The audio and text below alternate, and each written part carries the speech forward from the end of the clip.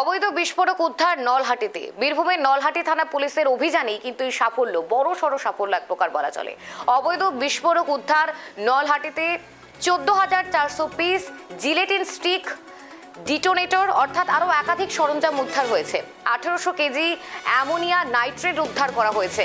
অবৈধ বিস্ফোরক উদ্ধার নলহাটিতে। এই মুহূর্তে আমাদের সঙ্গে টেলিফোন লাইনে রয়েছে আমাদের প্রতিনিধি জয়ন্ত। জয়ন্ত, ঠিক কি জানা যাচ্ছে, যেখানে একাধিক আইন কানুন বেরিয়ে গিয়েছে নতুন সরকারের আমলে, একাধিক পদক্ষেপ নেওয়া হচ্ছে, তার পাশাপাশি এই ঘটনা অবৈধ বিস্ফোরক উদ্ধার, ঠিক আর কি জানা যাচ্ছে? কাউকে কি আটক বা গ্রেপ্তার করা হয়েছে?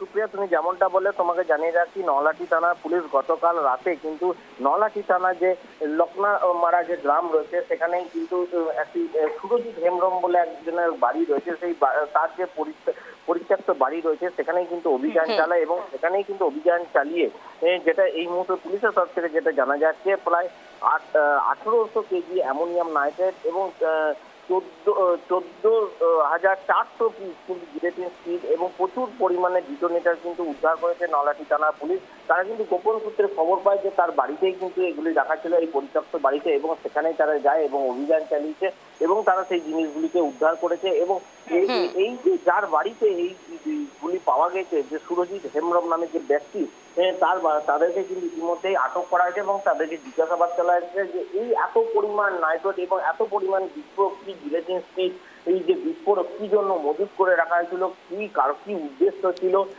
আদৌ কোনো নাশকতা, বা যেহেতু এই এলাকায় পাথর খাদান রয়েছে, সেই পাথর খাদানে ব্যবহৃত করার জন্য কি এগুলো আনা হয়েছে, গোটা বিষয়টি কিন্তু ইতিমধ্যেই নলহাটি থানা পুলিশ কিন্তু তদন্ত শুরু করেছে।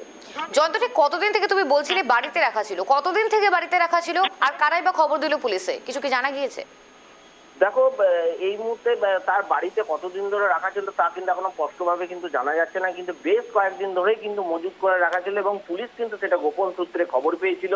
এরপরই গতকাল রাতেই তারা হানা দেয় এবং হানা দিয়ে কিন্তু তারা এই জিনিসগুলিকে উদ্ধার করেছে এবং এত পরিমাণ বিস্ফোরক কিন্তু এর আগেও দেখা গেছে নলহাটির বেশ কয়েকটি জায়গায় কিন্তু উদ্ধার হয়েছে। এবং যেহেতু তোমাকে বলে দিই, নলহাটির পাশে হচ্ছে ঝাড়খণ্ড সীমান্তবর্তী এলাকা, সেখান থেকে ঝাড়খণ্ড থেকে আদৌ আনা হয়েছিল কিনা বা কি উদ্দেশ্যে আনা হয়েছিল, বা আদৌ ঝাড়খণ্ডে পাচার করার জন্য, অর্থাৎ জয়ন্ত, কোথাও কি দাঁড়িয়ে পাচারের ছকও করা হয়েছিল? যেহেতু তুমি বলে ঝাড়খণ্ড সীমান্ত একেবারে কাছাকাছি, কোনো কি নাশকতার ছক?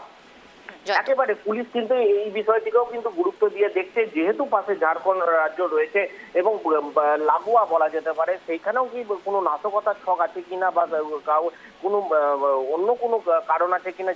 তোমাকে প্রথমে যেটা বলছিলাম যে এই নলহাটি এরিয়া কিন্তু পাথর শিল্পের জন্য বিখ্যাত, এই পাথরের কাজে ব্যবহারের জন্য কিনা এইগুলোও কিন্তু পুলিশ কিন্তু পুঙ্খানুপুঙ্খভাবে ফুটিয়ে দিচ্ছে। বেশ, ধন্যবাদ জয়ন্ত।